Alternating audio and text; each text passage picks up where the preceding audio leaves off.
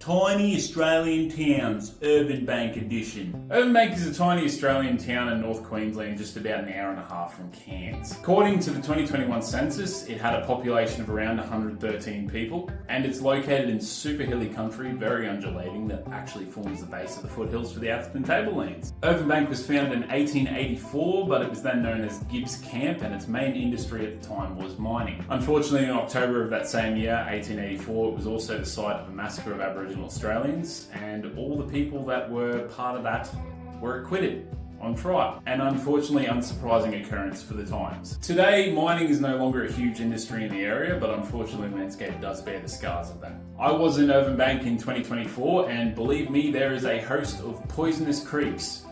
You heard me right, poisonous creeks. There's an actual sign that says, "Caution, poison water." Leftovers from the mining industry also include a mountain of tailings that you can walk up and see the whole landscape around you, and also an old railway line that's now been turned into a road, which was one of the most beautiful roads I've ever driven at sunset. Very few people in Australia call Irvinebank home, but those that are there, they've got quite a nice piece of paradise. About 40 minutes from the town is some of the most brutal and hardest four-wheel driving I've ever done in my life. There's also a post office, a small general store, and there's also a place called Brian's Shed. It's a must-see if you happen to be in the area for whatever reason. I don't know why you would be. You have to pop into Brian's Shed, because if you're like me and you like antiques, collectibles, old machinery, old engines, any kind of thing to do with blacksmithing, that is the place to be. And Brian's Shed also featured on another video on a YouTube channel, which I will link down in the description. I highly recommend you check it out. It's very interesting, and he's a very interesting man. Now, for this little series that we're going to do on tiny Australian towns, we're going to rate these towns out of 10. 10 being somewhere you have to visit, absolutely must go to. You got to go out of your way and get there because it's the best place on earth. And 1 being a place you must avoid at all costs, go around, and for the most part you wouldn't be too out of place going around these places, because tiny Australian towns aren't exactly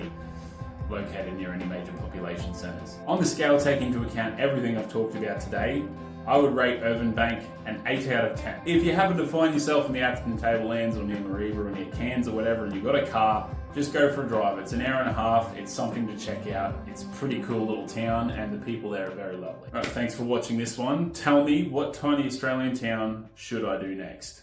See you.